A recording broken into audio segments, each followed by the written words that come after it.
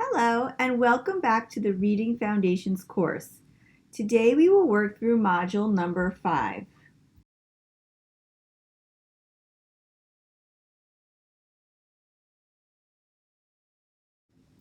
We are halfway through our course and we've learned so much already. We've learned about workshop teaching and the parts of the mini lesson. We've also discussed assessments and assessment-driven instruction, and we've planned conferences and small group lessons.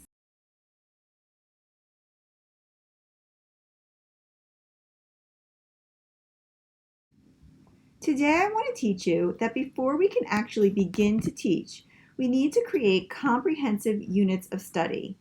We plan our units by researching materials and our students, and then planning objectives, materials, celebrations, mini lessons, conferences, models, and charts.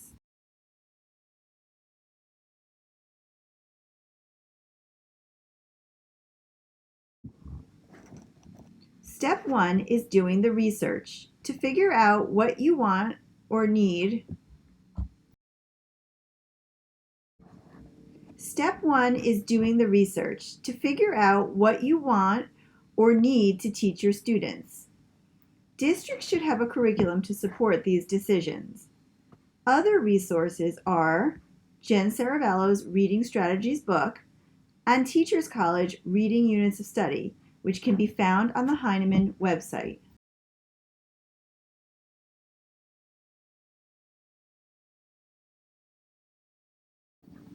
The next thing to think about are the unit objectives. Take a look at my model. My unit is on characters and learning lessons, and my objectives are to identify characters within stories, to pay attention to what characters say, do, and feel, and to develop thoughts about characters and how they change across stories. You can see I also thought about how my 4-week plan would flow, and I tied an objective to each week.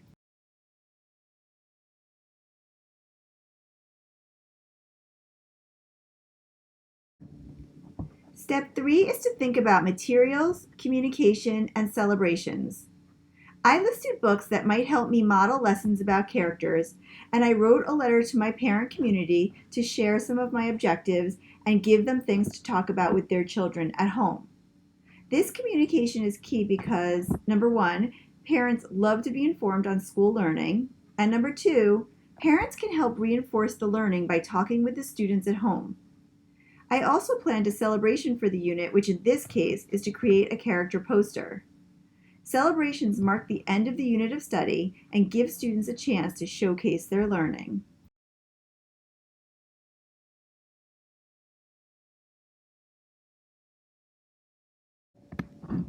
After that, I used my resources to plan out several teaching points for each week. These teaching points will guide my mini lessons.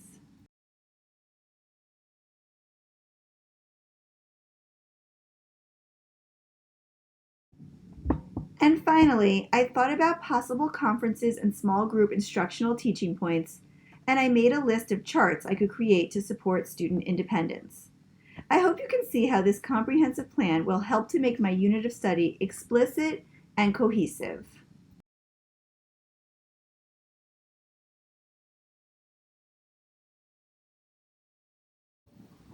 Take a look at the pictures of these two cars. My first car is the one on the left, and it's a Toyota Celica. I learned many strategies in order to gain my driving proficiency. But 4 years later, my brother got his first car, the one on the right, the Porsche. It was a stick shift, and I had to learn a whole new set of strategies in order to borrow his car and drive. And just like I had to shift gears, we have to shift a little bit when we plan for nonfiction units of study.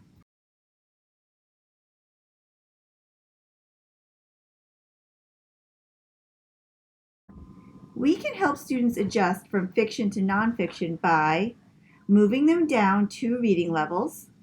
This is due to the fact that nonfiction texts have a lot of content-specific vocabulary, which is challenging for our students.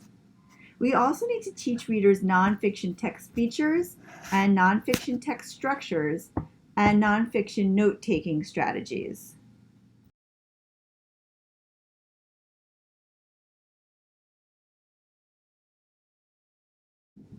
A text feature is an element of text that authors use to deliver information. Common nonfiction text features are captions, graphics, photographs, labels, maps, and subtitles.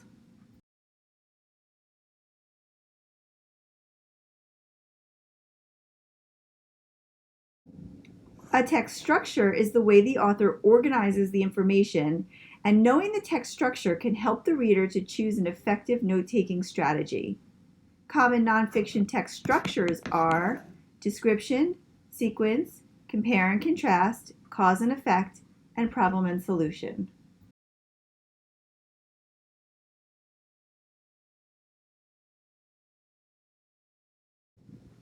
For our discussion board this week, ask yourself, what is my purpose in reading fiction, and what is my purpose in reading nonfiction?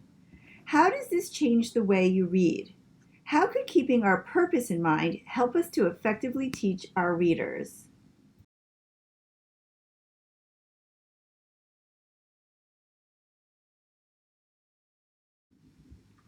You have one assignment for this week, and that is to create a unit of study with all the component parts. You can choose to create a fiction unit of study or a nonfiction unit of study. You may want to use my template to help organize yourself.